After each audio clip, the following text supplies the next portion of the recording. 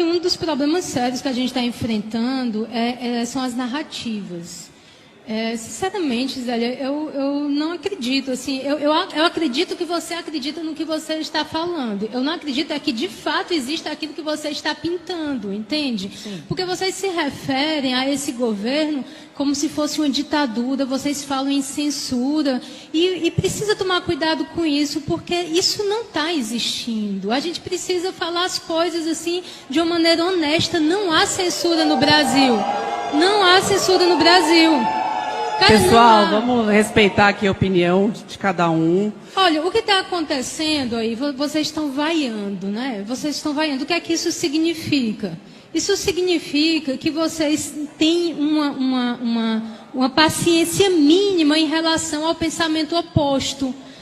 É justamente disso que eu quero tratar. Essa paciência mínima, essa intolerância, essa pretensão, essa arrogância de achar que o seu discurso é o discurso verdadeiro, o único legítimo e a única verdade. É por isso que a gente está onde está. É por isso que eu passei o que passei, sendo uma professora universitária, tendo estudado horrores para estar em sala de aula e sendo defenestrada porque a maioria da classe de professor e de docente ficou extremamente decepcionada comigo, talvez como você tenha ficado decepcionado com a Regina, e não contente em ficar decepcionado, foram para cima de mim criticamente nas redes sociais, fazendo uma queima de reputação. É isso que acontece. Vocês não conseguem fazer um exercício de humildade, de olhar para uma situação e entender o meu discurso, ele não é o único possível. Aquilo que eu estou vendo não é o único ângulo sobre o qual a coisa pode ser olhada. Catarina. Certo? Então, deixa eu fui vaiada em público, eu preciso responder. Fica à vontade, então, mas depois eu preciso fazer uma pergunta. Não, beleza, beleza. Então, assim,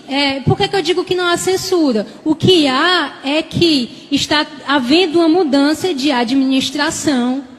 É óbvio que se você tem um governo como o de Bolsonaro, por que vocês acham, meu Deus do céu, que é obrigação do Estado fomentar com dinheiro público algo que vá frontalmente agredir o senso moral de quem paga os impostos? Por que o governo tem essa obrigação? Quando você faz um enxugamento da máquina pública nesse sentido, isso não é censura. Então a gente precisa primeiro definir o que é censura, porque censura é o Estado. Cara, se a gente tivesse sob censura, isso aqui não estava acontecendo. Sim. Se a gente tivesse censura, a Zélia não estava falando. Se a gente tivesse sob censura, tinha um monte...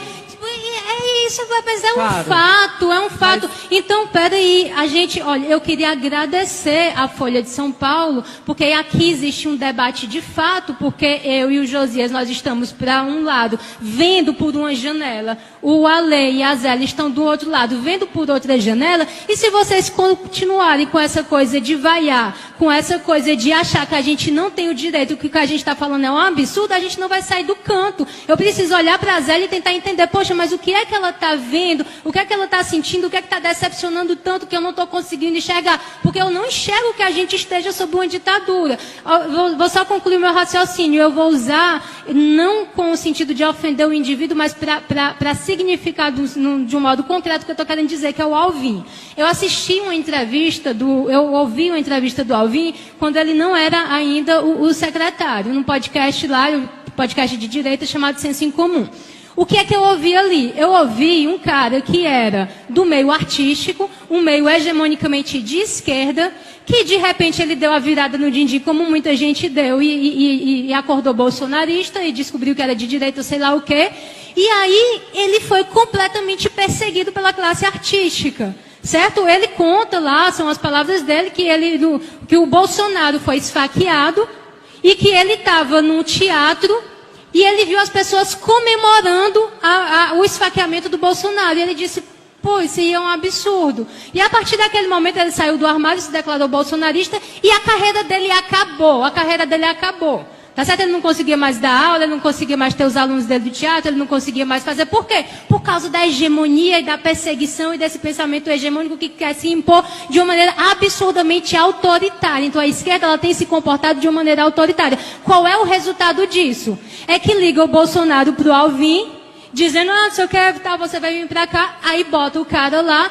Por que que aquele cara ocupou o lugar que ele ocupou? Porque ele foi perseguido pela esquerda. O mérito dele maior, assim, ele tem um mérito lá na arte dele, mas ele estava lá porque ele foi perseguido pela esquerda. Ele acaba a entrevista significativamente dizendo uma coisa assim, aí o Bolsonaro me ligou e eu disse a ele que agora nós vamos fazer uma coisa grandiosa, bela, gigante, moral.